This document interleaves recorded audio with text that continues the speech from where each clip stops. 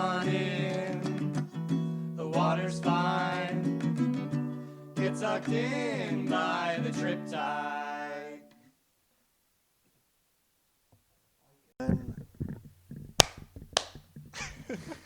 It doesn't matter. Steven will fix that in post. So I wanted to start off. This is what, episode 5 now? Yeah. Yeah. So I wanted to start off episode 5 with a question for you. Why did you fuck my wife?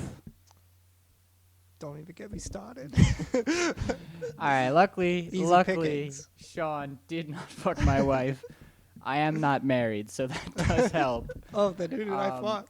Waka waka. All right. So you had an opener for us? Yeah.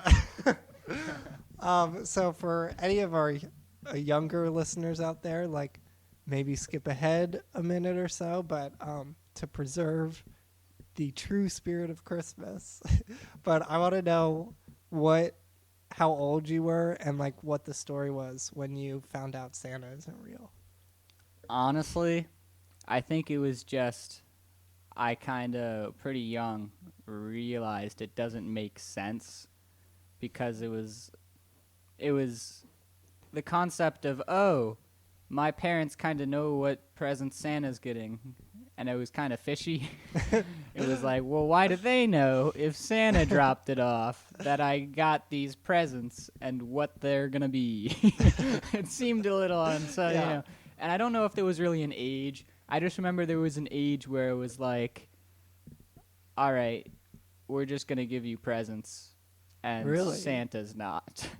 And like Interesting. we would be in Wisconsin is another issue. Okay, So that is a problem. they would give presents, and Santa had to give presents to the younger kids. So on my Wisconsin side of the family, we're the oldest kids. So Okay. Santa always had to be real, you know. There couldn't just be a Santa's not real for many years Yeah. because you'd always be ruining it for someone younger. But we sometimes, Santa's presents for us would be back in Delaware, and it would just be like an extra present from my parents. You know, so we'd keep the mentality alive, but I think pretty young we were like, yeah, we're like glad we got presents, but we really don't need them to be labeled from Santa Claus. What do you know? What age you were roughly? I don't. I do remember one time when I was pretty young, my parents had like this new thing back in the day where they called in and Santa Claus is on the other side of the computer, and you'd be like, "Oh, Dawson, you're a good boy Yeah. this year," and I'd be like, "Yay!" Even then, I think I may have had my doubts, but I think, I don't know, at least within middle school, you know, but I Okay. don't know when. What about you? Well, so first of all, welcome to Christmas Cast. I don't know if we said that. That's actually the new name of this show. We're Yeah. exclusively casting about Christmas. Yeah. And for all our Jewish listeners, Santa. But for me, so I found out on Easter, and I think I was like, I want to say between like 6 and 8 years old, somewhere between there. So I found out on Easter because my parents would give me like just a few small things on Easter, just in like an Easter basket or whatever. And so they got me sunglasses and they got me a T-ball. And I was in Little League at the time, and that's important to the story. So when I I was like, it's Easter, the Easter bunny came, he gave me these presents. And so I put the sunglasses on, and they don't fit perfectly. And my parents are like, how do they fit? And I was like, not great, but like, why are you asking me that, was kind of my mindset. And then I got a T-ball. And so I was in Little League at this point, so we use like hard baseballs. So it didn't make sense to me that I would get a T-ball, which are softer and like you don't use at that age level.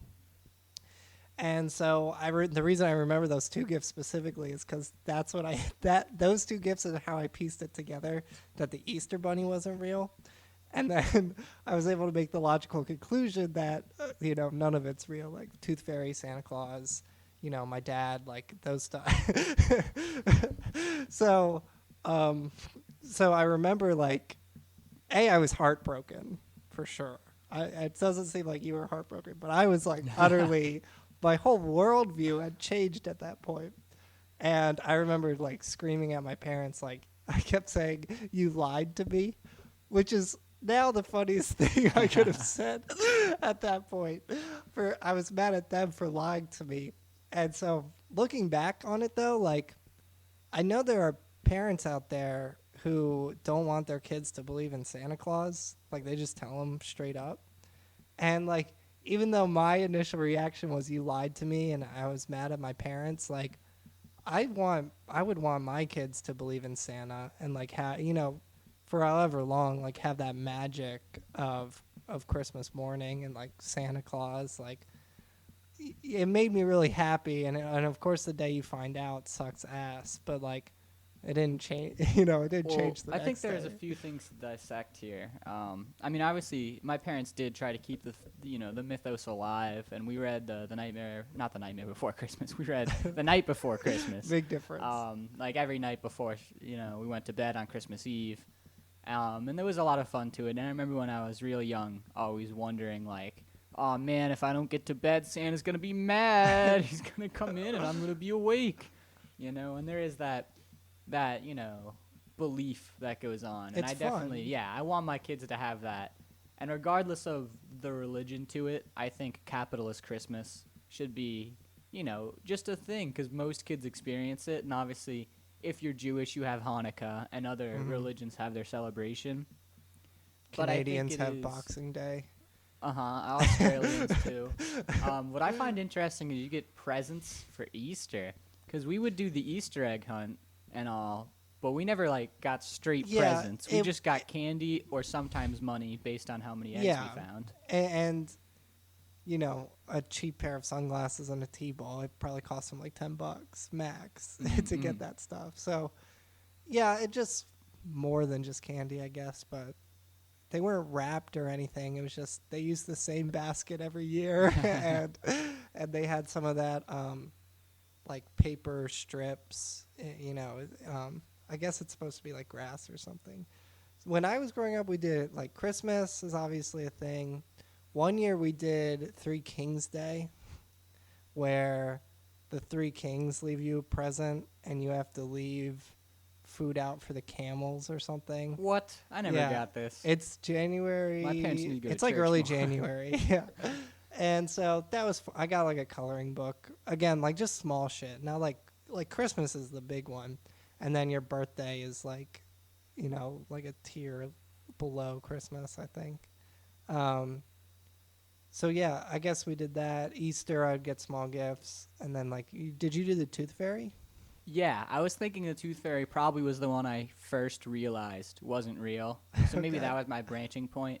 But it was just kind of like, this doesn't make sense, It was like, Yeah. oh, cool, I lost a tooth, and I'm going to get some money. Mm-hmm. It's not like the Tooth Fairy came in, Yeah. It seemed to be such a stretch. And I was pretty young, and I was like, I don't know about this one, Chief. I like that the Tooth Fairy doesn't make sense, but it seemed like Santa Claus at that point. Still, Well- we were like, yeah, Tooth Fairy, fucking stupid. But this Santa guy, though, he could do it. Santa's just better thought out, He's got his own movies. The Tooth Fairy Yeah. movie's just a football player who's stuck as the Tooth Fairy and doesn't even want to be there. Yeah. Santa's got like 1,000 movies, and in all of them, he's very real. And there's some more like Elf. Elf was a great movie because it's like, oh, how could you believe that the parents are the ones getting this? What? And it was just like, oh, Elf. I think that was a real fun one. Have you seen the Santa denier memes going around? I haven't. You gotta look this. It's the same theme. It's just like Santa deniers who say that their parents put presents, and it's that picture of the guy crying and he's really angry, and then it's like below it, it's like a buff guy, and it's like Santa believers, like I think stupid stuff like one that. thing that I did, in thinking back now, piece it together with, is I was like, wow, he goes around the whole world pretty fast, and there's the whole people in China and all, and he must give them their presents. And I was thinking about hitting every house, and then that realization, like, if you're not Christian, Santa doesn't seem to come to your house. It was like, so Jews don't have Santa, maybe there's like a correlation. Maybe he's not anti-Semitic per se. That seemed to be a little Santa odd anti-Semitic explanation. confirmed. Leave down in the comments below for all you Jewish kids when you found out dreidels weren't real. So I wanted to hop into some of our previous comments before I forget. For episode 1, we had a few comments. Liam Shane, I don't know why, there's like a little briefcase next to the name. Oh, publicly subscribed to you 3 weeks. Thank you, Liam. Thank you, Liam. This was one of the best hours of my life. Now, how does that comment make you feel? I mean, it was kind of an average hour for me, so I'm glad that it was a takeaway for him. All right, we have, well, let's just call him Shmon McGee. Yeah. My social security number is 6 + 4 I. Alrighty, thank you. Thank you for putting it in rectangular form. Yeah, now we really are going to be able to get your credit information. So Credit cards are rectangular. Is that true? I think that's how it works. All right, so we'll see for the rest of the videos because that was just the first one, and we have, I think, maybe 3 comments total. Oh well, Shmon McGee here on episode 2 again. Talk shit on gingers. Talk shit on Endgame. Talk shit on Plasma. Are you trying to lose views? When did we talk shit on Plasma, though? Because That's what I'm saying. I left. I like Plasma. Exactly. I'm a big fan. I left a response clarifying. We will talk shit on gingers as much as we want. Yes. But we will never talk shit on Plasma. Okay, perfect. Plasma is the best form of matter. Exactly. It is superior. Anyone at home, take your grapes, put them in a microwave. Probably don't do that. Do not do that. Do not. Triptide is not held responsible for any fire or damage that is caused to your microwave. Triptide does not own grapes. So, on episode 3, we got another Wait, comment. if you make plasma with grapes and they kind of like blow up your home, would you consider them the grapes of wrath? So episode 3, we have another comment from Shmon McGee. Some real eye opener. Yeah, he's a lover. Some real eye opener topics. Wind, integration by parts. Well, can we let's do let's go one at a time. Oh yeah, I realized how long this list is just now. So wind. What do you think about wind? We'll start there, I suppose. What a Christmas topic. Wind. I don't know. I mean, you probably have more to say about this since you've been on a sailboat. I've never been on a sailboat. It feels very real after being on a computer for 8 months. But what I've been thinking about recently is the concept of I'm doing a paper on physicalism, everything being either physical or supervening on the physical. And one of the things I'm trying to conceptualize is what my argument will be for light and sound. Because, they don't have weight. They're waves. They're not considered physical often. But I think of it this way. They do have a physical interaction and presence. Yeah. Not only can we hear them, but if you sing at a certain frequency, you can break a glass. Yeah, the resonant frequency of the glass. And I do wonder, because there are physical, I don't know what molecules may be moving within a wave, like particles. Yeah, well, I mean, photons for light. I don't know what sounds are, though. I should. I think sound is, I don't know. It has to be light as well, I would feel. But that's a weird, I should know that answer. Hot engineer. But I kind of consider, imagine if you were a microscopic organism, that a sound wave might feel like wind to you. Like it might physically push you, like you're walking into wind and it's pushing you back if someone's talking and you're this microscopic organism being pushed back by a sound wave. It almost has a physical presence because of this movement of a wave around something equally as small and insignificant. Yeah, I don't know if I'll agree with you on that one, because it doesn't have a mass, whereas wind, it's air molecules, so there you can get a mass. But if you don't have mass, you could get caught in a sound wave, right? Is that possible? No, I mean force is mass times acceleration, and if mass is 0, then your force is 0. Okay, but what propels my voice over to you then, I suppose, if there's no force? Like when I speak, the wave's still moving, it still has maybe not an acceleration, but it has a speed. We can calculate light. Yeah, because it's from going sun to through earth. oxygen. Like that's why there's no sound in space, because there's no air. But it molecules. does, I don't know, it seems odd that it can't, it doesn't, exist almost as any sort of physical form. Yeah, even if I it think we're doesn't have just too mass. uneducated to talk about this. Next topic. week, we're going to bring in Neil deGrasse Tyson to get back to you on wind. Wind. So next, we'll say integration by parts. Do you know what he's talking about? Well, yeah. So it's like if you have a dx and a dy, you'll integrate the x's and you'll integrate the y's. There's a bunch of ways to do integrals. There's a million like different tricks. I don't know why he wants us to talk about this. Just look up a YouTube video. Like, Khan Academy. yeah. So I prefer to do, if you do like 2x minus 2x, you get 0. Mm-hmm. That's my kind of math. Yeah, that's solid. If cell phones did not exist, how many people would you know? I'd say like That's a good question. 50 maybe. I don't know. I'd know my high school. So there's that. So that's a lot. Yeah. But I'd probably know more of my high school just because I wouldn't text the people I know as much. I think the question needs to be rephrased into. Your question is wrong. Yeah. Oh, I think because it's a stupid question because everyone you meet, like, you'll just know them, Yeah, whether you have a knowing cell is a phone or not. question. But keeping in touch, like, how many friends would you retain if you didn't have a cell phone? And I think that number is definitely much smaller than the people I know. I think it would be nice because I'd write letters a lot and I'd get my handwriting back into shape. And I think it would be nice in the sense, it would suck, obviously, in the sense of losing your consistent stimulation of socialization. But if you could just walk into a college and that is your actual environment now. It's not just, okay, well, I'm still connected to the entire world. It would be this college town is the people you live with. Yeah. And if you had a bad day, you're not just going to be like, hey, everyone, I'm sad. Hey, maybe in like 2 weeks, your friend in another college came right back. But I don't know, just the idea that wherever you are is kind of the world for a time being. I think that's gone because of the internet. Absolutely. I would agree with that. I think it is funny to think like, there are those people who post like, I'm having a bad day on social media. It is funny to think like the counteract to that is going outside and just screaming like, I'm having a bad day. And then like your neighbor's like, shut up. Especially like consider how hard it would be to make like a really upset letter.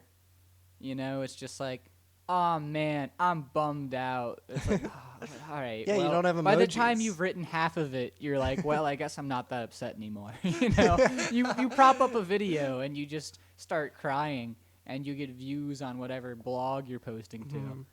But letters just take so long and so much thought and you have to word them well. You'll just be bored before you're actually like done being upset. The effort that it takes to write the letter in turn fixes your problem and how you were feeling. So I'd say the answer is 16. Mhm. But the next question is nature versus nurture.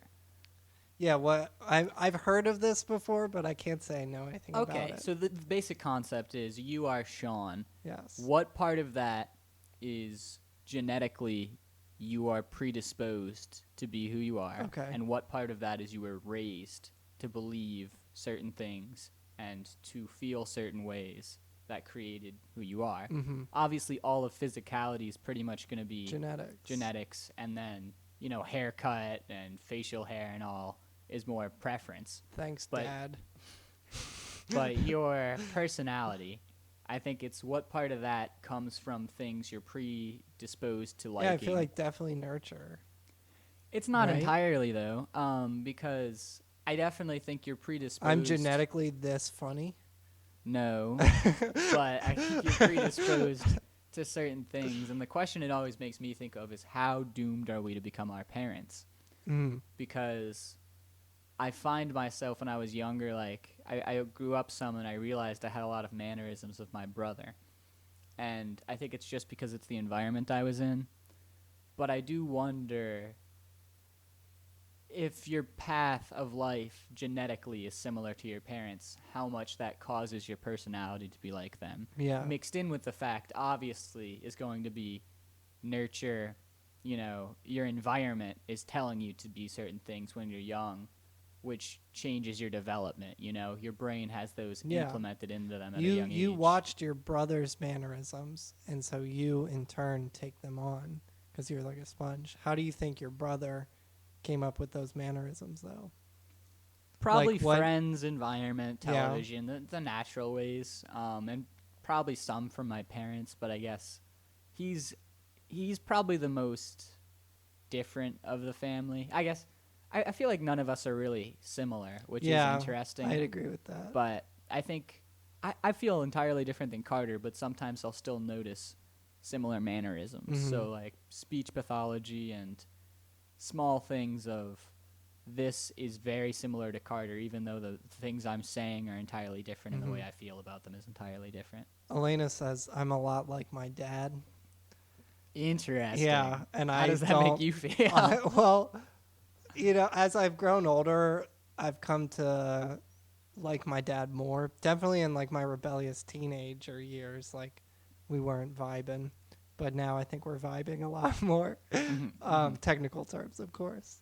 But there are still some things I disagree with my dad, and he disagrees with me, and we've just kind of learned to overlook them.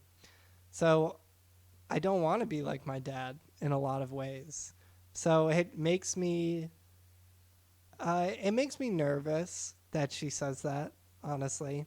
Like, you know, I love my dad, but I don't want to be like him. But then this person who I'm also close with is saying that I am like him. And so it makes me feel uncomfortable. I'm interested in, it feels more and more as I grow older like I'm watching evolution painfully slow. And it seems like a lot in of yourself or in your environment? in society. Okay. I think a lot of our issues are just kind of dumb, and the only solution is to change everyone's mind at once, which is impossible. Yeah. And Well, if- that is why Triptide was founded. we are actually, this isn't leisurely. We are on a mission to Yes. convince the entire population of one goal, Yeah. which is to donate in the link down below. Exactly. Use my Robinhood link, get me a free stock. I'll be here.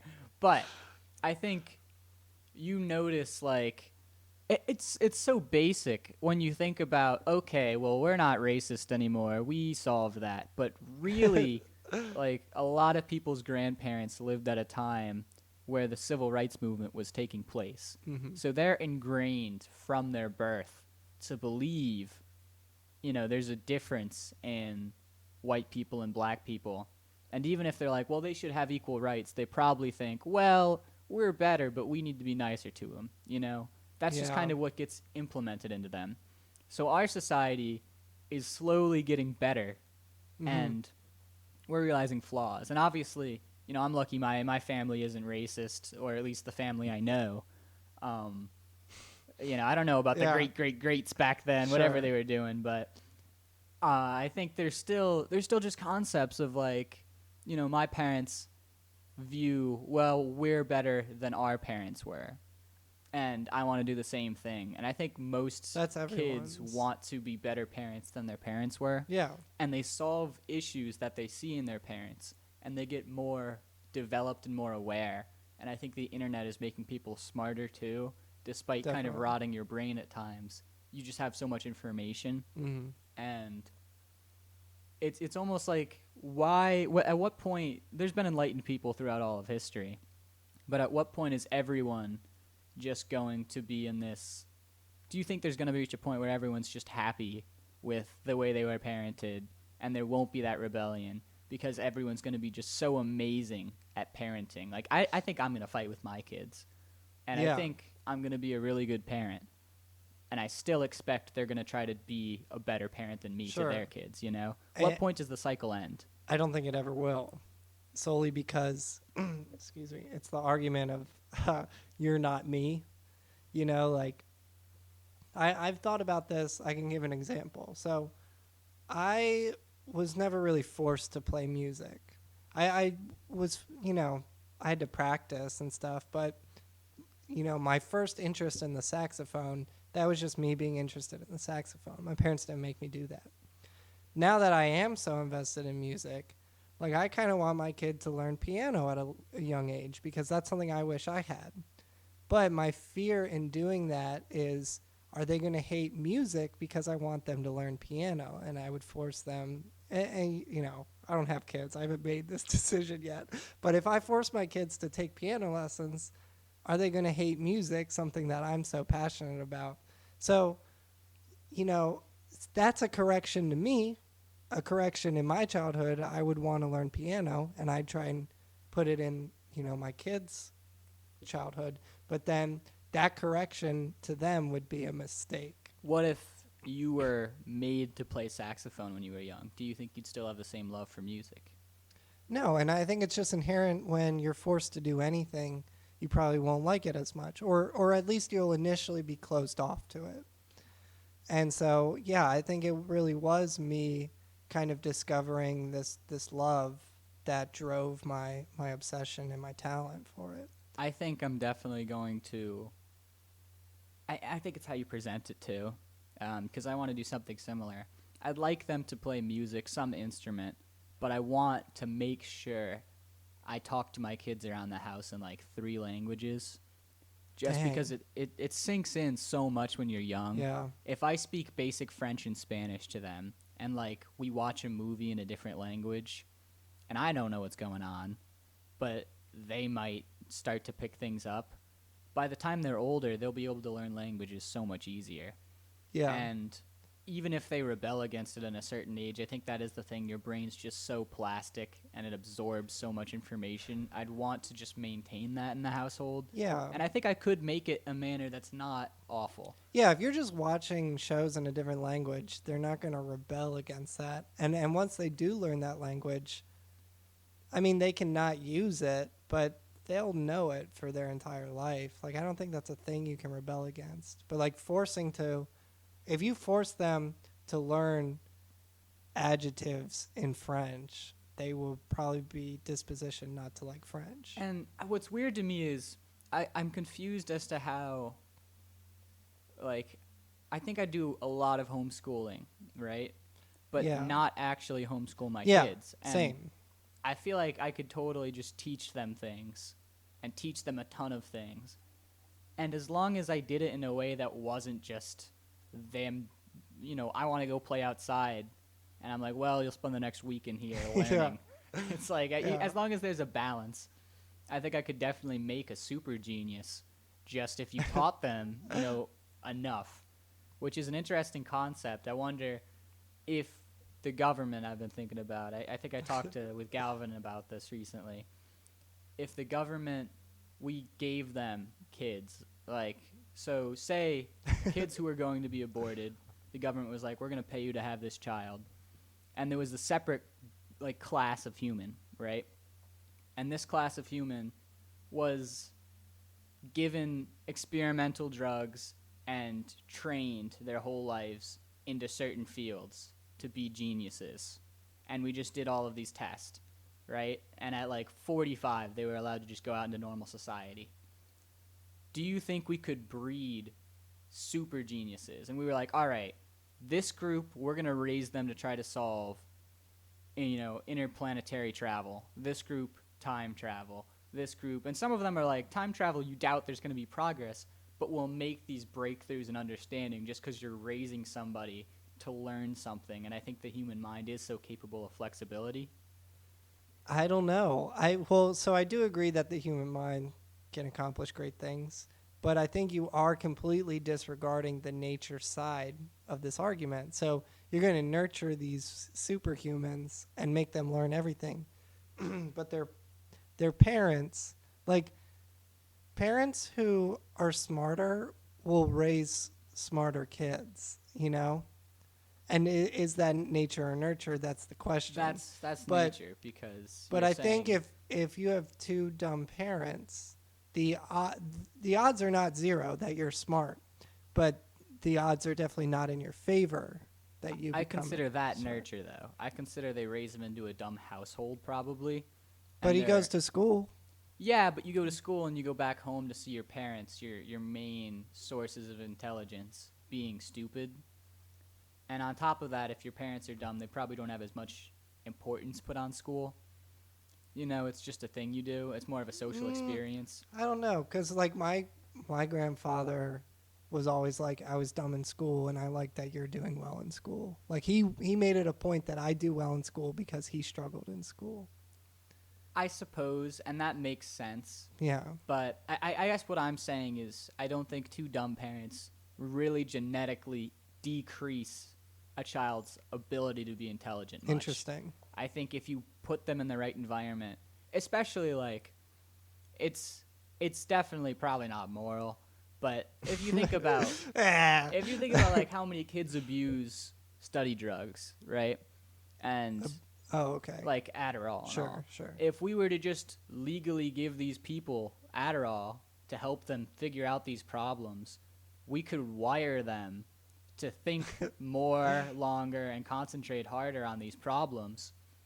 And they'd still, it'd still be like they're people. We'd have social interactions for them, but we would just dedicate their lives from a young age to a certain area of research and then give them whatever medical aids we can to make it easier and to make them smarter. We'll just do it with a computer.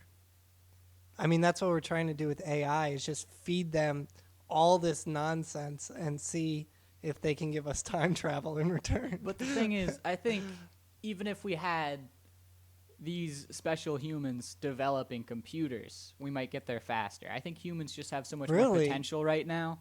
Computers obviously do. I don't know if computers are just going to be smarter than us in every way in the future.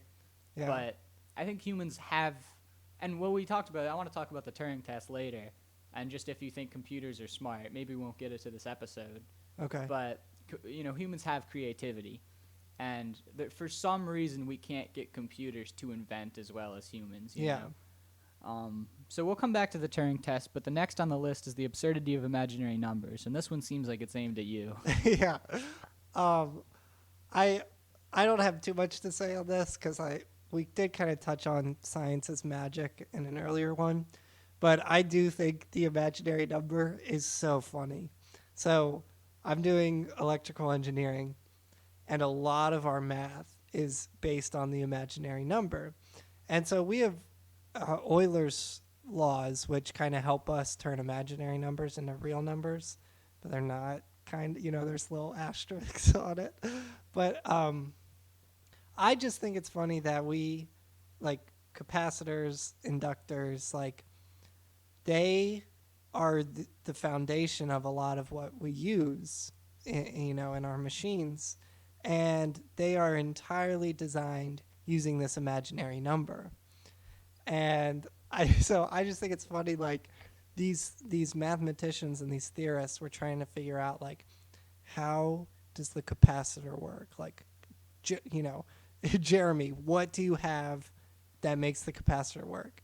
And Jeremy's just like, shit's imaginary, bro. It's like, it's so imaginary. Have you ever seen like Foster's Home, man? Yeah. Like all of his friends, they're like, this math. And I'm going to use Wilt to solve the superconductor.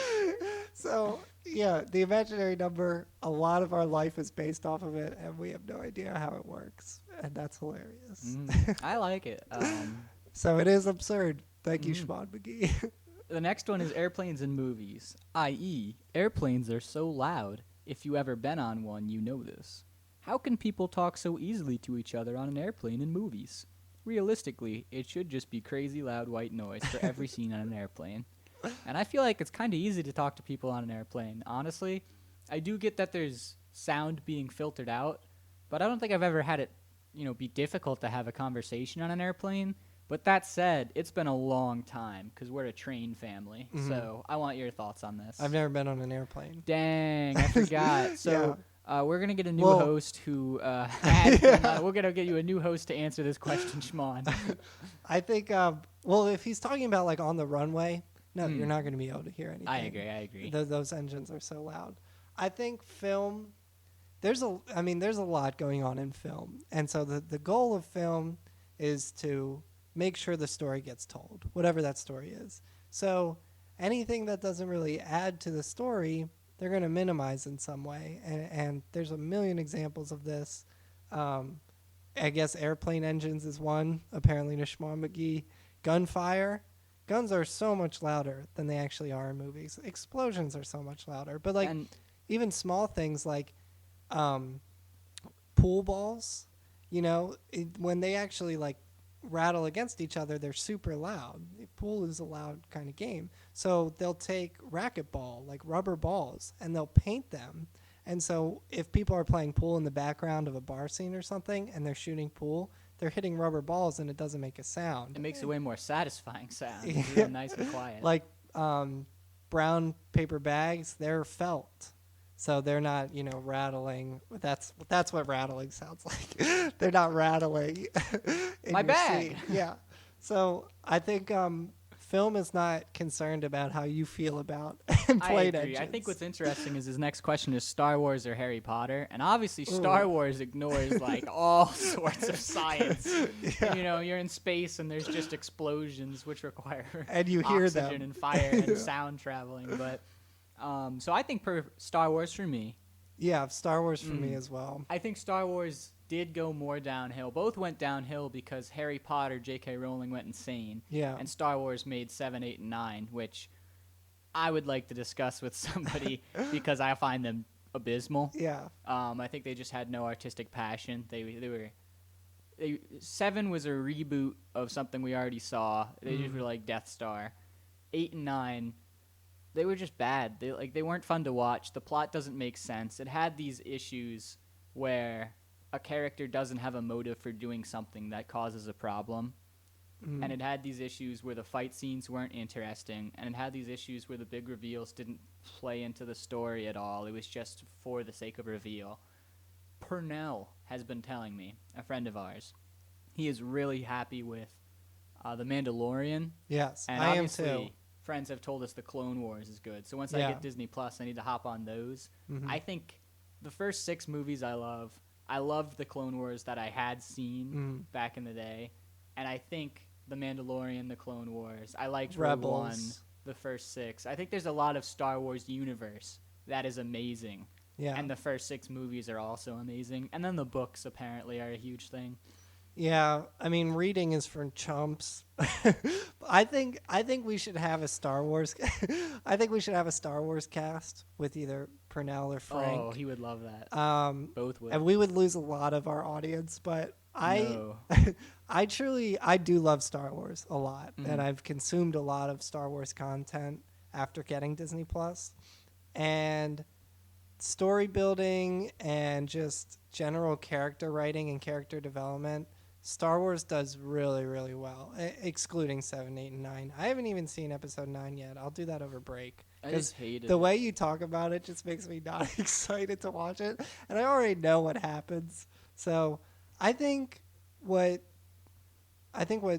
especially episode 8 did, the only positives that came out of 8 from me was visual effects. I think, as learning about visual effects and the work that goes into that, I think is super.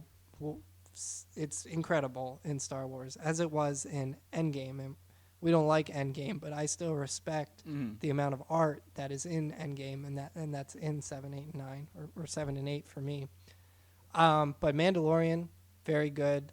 It's about to end tomorrow, season 2. The last episode's coming out, but if you want to talk about character development, Mandalorian is a perfect showcase of character development and how to introduce a new character into a previously built universe and how to make people like that character. It's a perfect showcase. I think what was upsetting to me, especially about 8, is there's one particular visual effects scene. I guess it's a bit of a spoiler warning, so skip ahead a bit. But a small ship goes at light speed through like an Imperial, what's the ship called? Cruiser? The huge one. Yeah, I want to say cruiser, but it's like the massive. Yeah, The massive. that's bad guy beautiful. ship. It is one of the most beautiful scenes I've ever seen. Yeah, But it was frustrating seeing how many times the Imperial army was closing in on the rebels, and they could have just taken like a shopping cart and sent it at light speed, and it would blow up an enemy. Like, Yeah. it doesn't make sense logically. They were like, this will be pretty, but we took an escape pod, basically, put it at light speed and No, destroyed something like 40,000 times. No, it wasn't bigger. an escape pod. It was a small ship. It was small compared to the cruiser that it destroyed, but it was still a relatively big ship itself. It was big enough to do that kind of damage. But you could in the Star suicide Wars bomb universe. and take out like most of Yes, your enemy at any time. yeah. It was too illogically written. They were like, this will be pretty and it'll be a sacrifice. Yeah. But it was a dumb sacrifice. It didn't need to be a sacrifice at all. I mean, they've established that they have autopilot in the Star Wars universe. So why they can't autopilot? They could make a suicide drone do bomber? this every single time they're Yeah, attacked. exactly. So, yeah, the scene is beautiful, but it doesn't really make sense. But It also makes me question how, when they go at light speed, are they not hitting things? Since you can hit things at light speed. yeah, well, apparently. no. So when they talk about, we're about to have a Star Wars cast.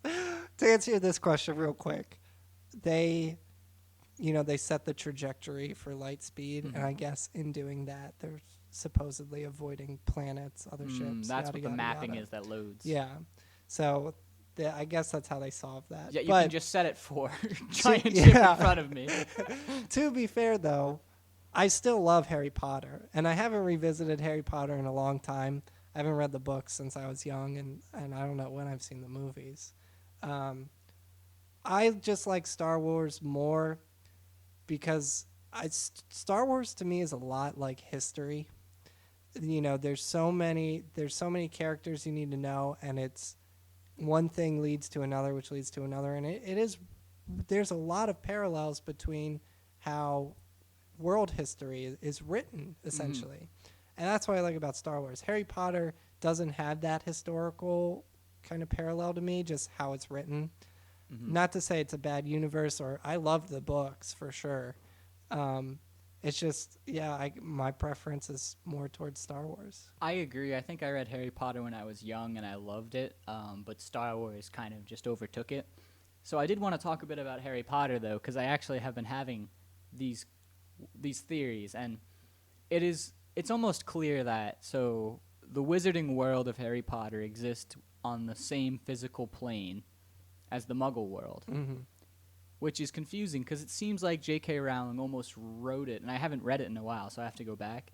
It seems like she almost wrote it as a parallel universe. Yes. And I mean, Station yeah, 9 9 3/4. 3/4. I've been thinking about it. You walk into a wall, you come out the other side, and it's the same physical plane, but you're in the wizarding world now. Exactly. And then you take a train, you go to Hogwarts, and you come back through the wall. And, that to me seems like it's this mythical world. But later they just take a flying car there. Yeah. So it's clearly just a physical world. And it makes me question, it's the same physical location, but there are alternate planes. They're all clearly alternate realities, such as 9 3/4, that are the wizarding world. So I wonder if she just found it easier to write around that, or if there's a reason she very nichely mentions an alternate reality of wizarding world just for it to be the same plane as the physical Muggle world later. Do you think she even thought about that kind of thing? Because the I think books, because she wrote it, she must have. I don't know, because the books and the way the movies are presented, they're the same world. Honestly. But there are these... The movies come after, though, so they have That's to true. be. They know what happens. But there are points... There are points in the movies, at least, where, like... They just... Yeah, they're like, yeah, this is in the same world. Go fuck yourself. You got a problem with that? And she seemed to, set up her environment. You can apparate. Wizards at one point are going to be able to teleport. They use the chimney, right? Yeah. They use the chimney flue, and they go down, and they appear into the wizarding world, into the shopping market, coming from the Muggle world. And they use 9 3/4. So it's all of these ways it seems to take you to an alternate dimension, 9 3/4 being the most directly For sure. stating we're in another plane in the same physical area. But then overall it is tied into the fact that it is all on the same Earth somewhere. Yeah. Except 9 3/4 maybe, because Well, I we think have for the an car, overlay. you could consider that, the car could fly through. Imagine a bubble. Like a flying car is what is able to get you through that bubble and see Hogwarts. But the problem is a bubble still exists in a physical plane, it's not parallel. You're talking about a Percy Jackson Camp Half-Blood situation. Essentially, yeah. And they do have a magical barrier, Yeah. keeping the Muggles out. I'm talking about a literal parallel physical plane, such as 9 Oh, and and they're 3/4. bouncing between them. Because you can't walk from the platform to 9 and 3/4. It's impossible. You have to go through this barrier that takes you to another physical plane that is in the same place, but it's a different reality. Yeah. And that's like, I want to say that's the only time you see it in Harry Potter, because the rest of it is eventually described as, well, you could get there. You could just physically transport yourself there by car that flies. But I don't know. It's weird how there's a physical dimension for a very small niche part of Chapter 1, and then it kind of melts away. But I think maybe it was just such a good entry that she wanted to keep it and changed her mind, is what it feels like almost. At one point, I feel like she did have even the Wizarding World, it's called. I feel like she did have the Wizarding World be another reality. Yeah. We should get her on the podcast. Yeah, I and mean, ask she's her not these doing questions. anything. The next one, 1%, 2%, whole skim, or almond milk.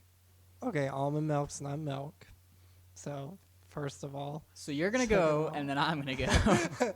Second of all, 1% for days. Best of both worlds. You get a little bit of fatty, and then it's, not too much.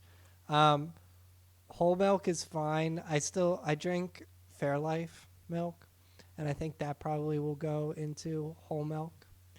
I drink both 1% and this Fairlife stuff for protein shakes This specifically. podcast is sponsored by Fairlife. Yeah. It is not. Well, no, because apparently they mistreat animals and whatnot, but they make great milk. Let me tell you about it. So Mistreated cow. yeah, skim, definitely not almond and walnut and whatever, definitely not. But I'll drink any other. So kind of milk. obviously we're excluding like chocolate milk. Sure. But almond milk has it's been the go-to recently since the pandemic.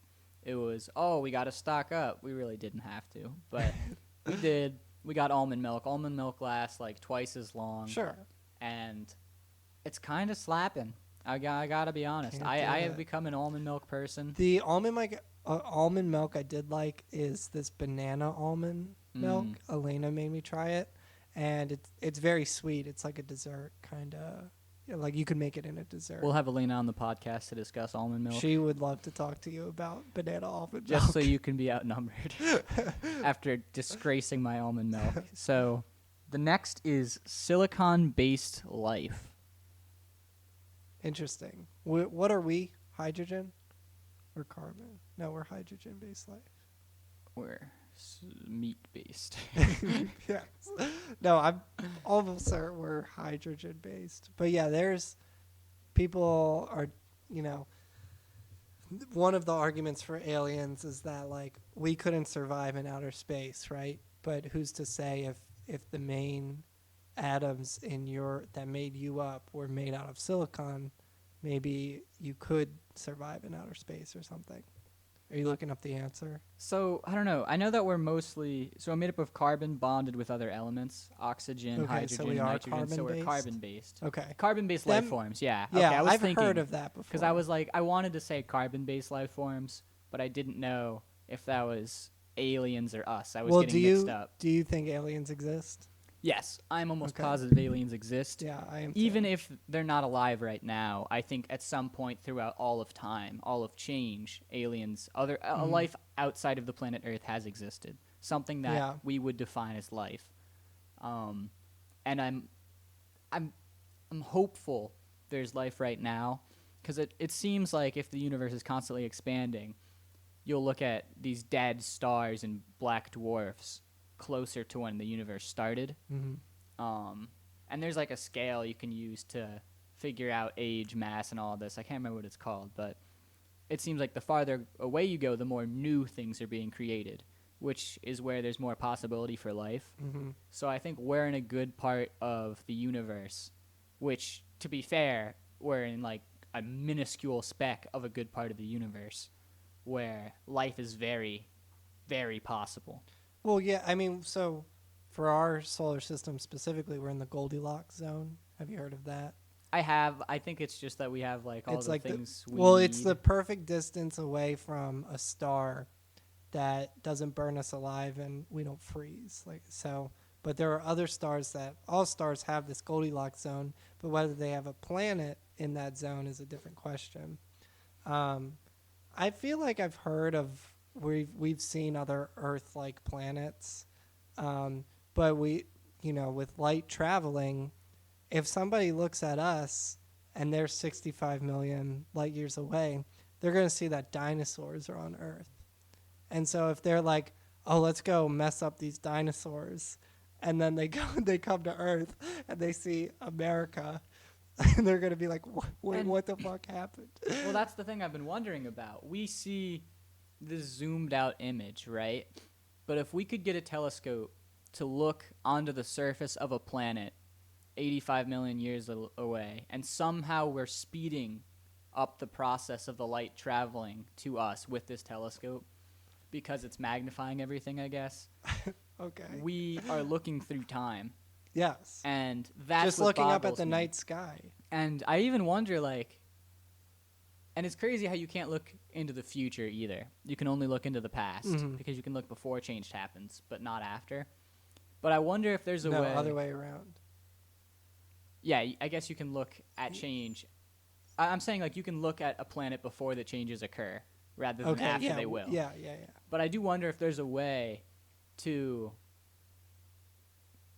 send something away from Earth that is able to take high definition pictures Yeah, at we've some done point in that. the future. I forget what it's called. But We've done that before. What's it taking pictures of? It just anything it sees. I It want made it to Pluto. I'm saying, can it somehow?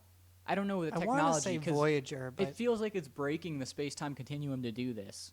But to get high definition pictures of Earth, but from 65 million light years away. it can't. Okay, no. It's taking pictures of whatever it passes. And I do think it'd be awesome if we could see like dinosaurs on Earth, somehow get our reflective view of ourselves, but in That the would be past. crazy. Exactly, and you could just watch life develop on Yeah. Earth. You send a well, but here's the thing: you have to travel faster than the speed of light. Exactly, you need to get the message back to us. Exactly. Yeah. You And at the that light. point, it'll just be happening. It'll take. The light that's holding dinosaurs is out there already. It's got a huge head start on us. So somehow we have to get this reflector, whatever it is, past the beam of light so that the beam of light can hit it and come back to us. So if we're going 65 million light years away and a little less than the speed of light, though, we could send it out, right? So maybe like in the year 10,000, supposing there's life forms on Earth, they finally get the visual feedback, and it'll be Earth at the year 4,000 because we sent it out in the year like 2000. So they could. I don't think that watch- math adds up, but Well, I'll it take your doesn't. It word doesn't. for But it. essentially, they would receive after we sent it out is when they would be getting. They'd be getting images of that, right? Because it's going slower than the speed of light, and it would take the amount of time to come back. So I'm not talking about obviously like a few thousand. I'm talking about 60,000 or whatever. And I doubt there's gonna be life on Earth then. Just looking at how. Wow, Mr. Pessimism. Well, I don't know, over not here. life. I doubt there's going to be human intelligent life. Just looking at how briefly we've been alive, Yeah. it seems optimistic to hope we're on Earth and alive for 70,000 more years. Yeah. But I do think if there's something out there, it might receive an image of previous life, which would be amazing. Like if we received some sort of alien box that within it basically contained A monolith? no, it didn't contain like some sort of imagery of life and like clear, almost a video. If we could receive an alien video of something moving, In an MP4 file? yes, and then I could convert it to MP3, and then we'd be And just shooping listen along. to it. Man, I hope that at some point in my life they at least reveal what we have on space and aliens, because I think we have knowledge that's not shared with the public. Well, I just don't didn't think Trump do this? he? Purnell was talking about this. He made a for like space a whole force, week. but I don't think we learned anything important. This has really become the Schmod McGee cast. Christmas cast is ruined by a ginger. If you could have the ability to fly, but you were to become blind every time you took flight, where would you go and how would you land? Well, that is a doozy. I guess I would probably go up, and I would land on my head, but I don't know. I would probably fly it in the water a lot. I don't know. But You could develop an auditory system of navigation. What, like a bat? No, maybe, but I'm thinking like no, you have a GPS on you. You put headphones on before you start flying, and then you fly, and then you start going one direction, just whatever direction you feel like, and it's like you are going north, and it's like, oh no, I want to go east, so I'm gonna turn 90 degrees, and then it's like you are now going east. So the problem you're still running into is you could run into something. Like, say you're flying. Okay, in yeah. the middle of the ocean, there's like a lighthouse, and you're just like, all right, almost to Ireland. Smack your head on the lighthouse, fly down, break your back, and die. You're not powerful just because you can fly. So I think I would go to like a trampoline park and just do some sick stunts, really mess with people. Okay. Like I jump and I would just kind of levitate and do like a quadruple backflip and then land. And I know I'd land somewhere safe, and I would have done a dope stunt. Here's an idea though: blind people, they have canes. Mm-hmm. So you're blind, but you're just flying really slow. Well, but now you have this. What if you just had a massive stick and you're just swinging it around? What if you had like a seeing eye eagle? Yeah. And you would just hold on to it, and it would be like, oh, we're going this way now. Because the eagle would avoid the lighthouse. But so you'd you have to in turn train would it to avoid- fly. It would be harder to train for sure. But you could get like those messenger birds, and you could be like, all right, send a message here, and then you could just fly along with it. Yeah. I think it's doable. Mm. So we played your foolish game. Siobhan McGee. Would you rather get downbeat by Yoshi and teabagged by a ginger, and teabagged by a ginger in a toxic MW3 lobby? Dang. Or have wooden teeth. So have wooden teeth, or get downbeat by Yoshi and teabagged by a ginger in a toxic MW3 lobby. This is easy for me. Wooden teeth.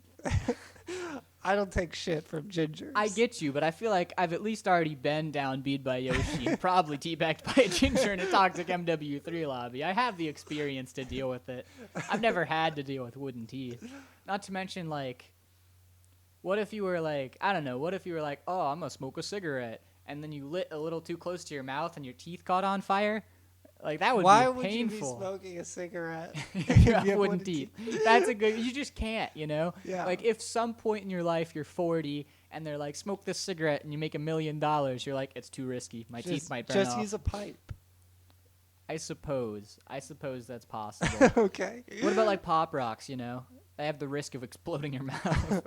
Dang, I don't like Pop Rocks. I don't either, but I want them.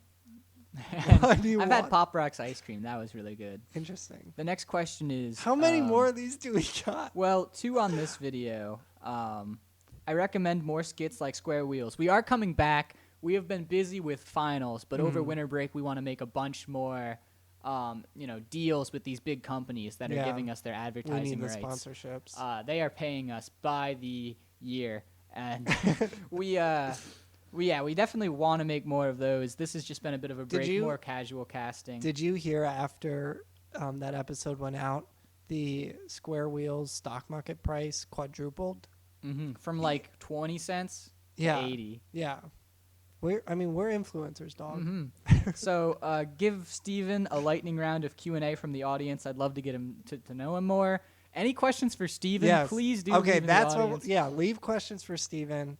We'll have him on. We'll give him a mic. So we'll see if there's any comments on question 4. We'll give them to Steven. We still have him locked in the back room right now, so he doesn't get light time right now. But if you leave comments, we'll make sure. If he photosynthesizes too much, he gets fat. Yeah, exactly. Those were just the add-ons. He had 2 more actual topics. Okay. One being Jake's mom. We have a friend named Jake. He has a mother. What do you think of her? Jake's mom, not as hot as my one friend's mom, Um, man, I have this friend. He goes to Ohio State. Ah, His mom is whoo, like wow. Jake's mom is nothing compared to. I mean, this if person's she mom. lived in a city in Delaware, it'd be logical she'd live in Milford. Interesting. I think, I think Jake's mom's a lovely lady. Very nice. Very, very good at cooking. She makes some bomb rice. Used to drive me to school. Jake's mom is a hero. Jake's dad, whew, Yeah, jacked. now that's a hunk. Absolute hunk. Yeah. Hunkus wunkus. Yeah. So the last topic is monotheism or polytheism, which I think is a really great discussion. That should be a separate. But yeah, cast it as well. seems like I don't know, are we close to the end? We just hit an hour. So next episode, we're going to go into monotheism or polytheism. I'm glad you enjoyed our cast exclusively about Christmas. Yeah. Thank you for tuning I'm into really Christmas excited Cast. to talk about this topic, though. I love the monotheism versus polytheism debate, especially as somebody who loves Greek so much. But maybe we'll have And Frank I love Wilson. Yes, I have mono. But maybe we'll have Frank Wilson back on again. Yeah, definitely. We want to get him on as soon as we can. Because especially I think with that would be winter a break. good Star Wars cast with Frank. Yeah, if we did Frank and monotheism and polytheism, Star Wars, we had a few other topics. Yeah, we got lined a up. lot. And some Purnell, we'll have to have sponsorships. Purnell on Yeah. for a Star Wars cast, just because he'd love that. Yeah. So if you're out there listening, Purnell, we don't want to be your friend anymore. Please don't talk to me. No, we love you. But we wanted to do something Sean likes before we get to everything. Yeah, else. so I've got two recommendations. The first one I'll do is Linus and Lucy by Anderson .Paak. It's a Spotify special. I love the Vince Giraldi, I think I'm pronouncing that right, trio. He does all the music for Charlie Brown and the Peanuts. So Linus and Lucy is from there, but Anderson .Paak made just like a more jazzy version of it, and with the drum solos and some really good horns. So highly recommend that song for Christmas time. My second recommendation is going to be Couch the Band. These guys are... That's our song of the day. Yeah, that's our band of the day. Yeah. They're making some great music. If you love funk, if you love jazz, if you love pop, like these guys are covering it all. So the song that we're playing is Fall Into Place. And these guys are working on an EP right now, and they're expecting to release it in February. So stay tuned and definitely check these guys out. My favorite couch song is Conjunction Junction. I That is absolutely love it. Give it a listen. So to wrap up, Robin Hood link, donate down below. Yeah. We don't expect you to. Leave comments for Steven. Leave comments for Steven. Yeah. So next episode, we already seem to have things pretty booked. Hopefully we can get Frank on, talk about some things, and finish off Shmon McGee. But Yeah, so for probably once like and for episode all. 7, maybe episode 8, we'll want to have Steven on. And stick around for some contests coming out in the future. We're looking forward to getting some. Whichever one of you is our favorite listener, we will personally abduct you. Yeah. And we will force take you to from be your on the fa- podcast. Yes. You have to get a flight out to Nevada. As you know, we record in Area 51, but This is true. it's just how we do. Yeah. So I hope all you lovelies have a wonderful holiday, have a wonderful night. I don't know when exactly this is coming out. We could see if Okay. we get it out this upcoming Saturday. Otherwise, we'll just do our finals break like we planned. Sure. But have a Merry Christmas. Have a Happy Hanukkah. Maybe Well, I think Kwanzaa's coming Hanukkah up. is done at that point. Have a We're- happy Boxing Day. Have a happy Boxing Halloween. Enjoy Yeah. your.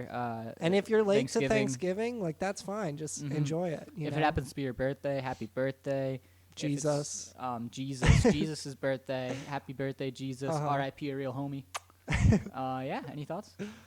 Yeah, happy holidays, and don't give somebody COVID for Christmas, unless that's what you were planning. But that seems like a pretty awful gift. Toss salad and scrambled eggs.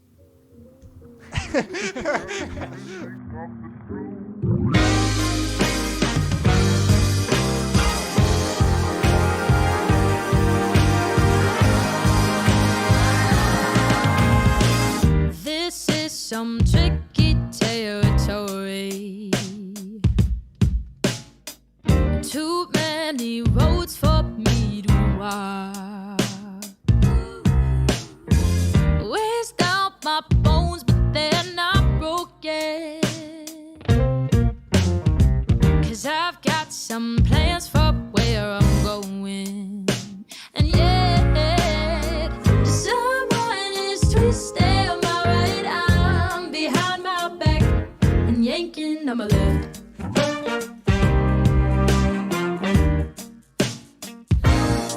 So every day we think on what we've done, laughing at our fears and fearing what's to come. Hey, I know it's hard to find the peace and opportunity. Let it all fall into place. Trading decisive for indifferent. That's how to take the pressure off. And yet, the time to choose will simmer low and circle back the choices on its left.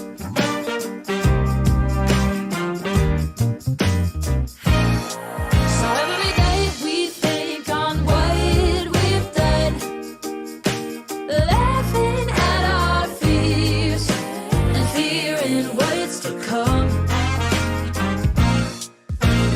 Hey, I know it's hard to find the peace and opportunity. Let it all fall into place.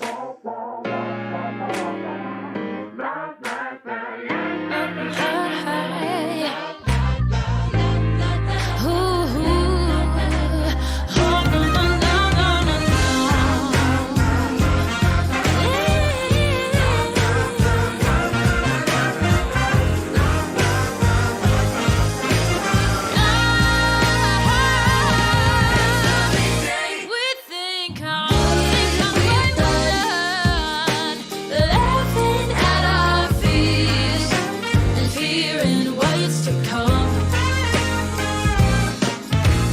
Hey, I know it's hard to find the peace. So I'll just let it all fall into